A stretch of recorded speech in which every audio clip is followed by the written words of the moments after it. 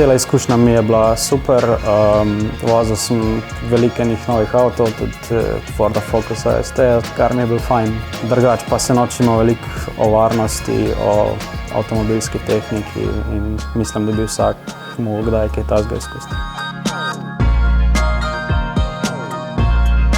Prijavila sem se, ker sem tudi drugače zelo velik entuzijast, tako nad avtomobili, sem tudi drugače motoristka. Pa za fantom imamo v bistvu prevozništvo, tako da sem konstantno na cesti, konstantno v bistvu spremljam, kaj drugi delajo na cesti, pa v bistvu, kje bi se še dalo izboljšati. V bistvu me je za tekmovanje spodbudil moj fant, pa tudi sama pri sebi bi rada izboljšala svoje vozniške sposobnosti in pa znanje prve pomoči, cestno-prometnih predpisov vsega.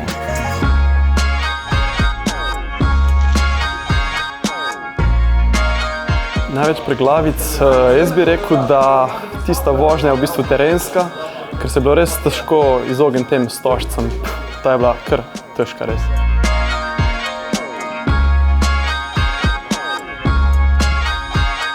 Se pravi, vzvratna vožnja. Motil me je tudi, da nisi mogel gledati v ogledala. Se pravi, nisem se dobro znašel s kamero, tako da sem ne par stožcev butnil.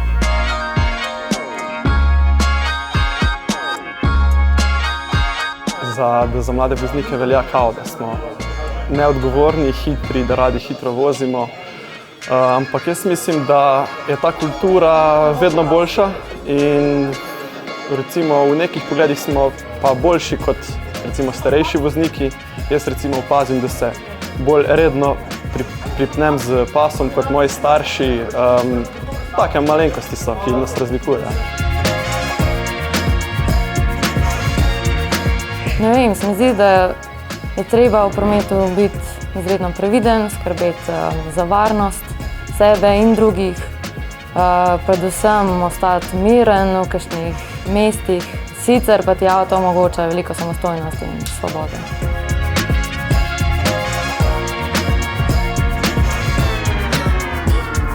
Pri mladih voznikih pa moram reči, da sem mogoče malo razočarana, ker pa sicer razumem, da nimajo izkušenj, ampak tudi velikokrat vidim ljudi, ki so panični in ne vejo, kaj bi naredili v situaciji. Tako da definitivno Vransko in potem daje eno tako izkušnjo, ki jo, če bi prejeli v vsakodnevnem življenju, bi dejansko prinesla posledice, tukaj pa jih ne.